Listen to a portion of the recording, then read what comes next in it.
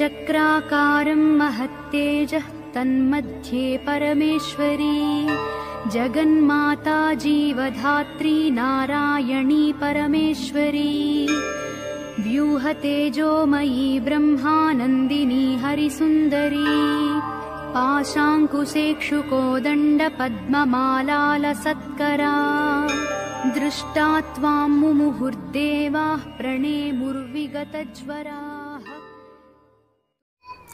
ओम नमो विश्वरूपस्य भार्यासि पद्मे पद्मले शुभे सर्वत पाहिमां देवी महालक्ष्मी नमोस्तुते।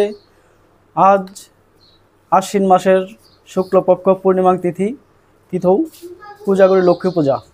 तिथि शुरू হয়েছে সকাল 11টা 24 থেকে সারাদিনই তিথি থাকবে।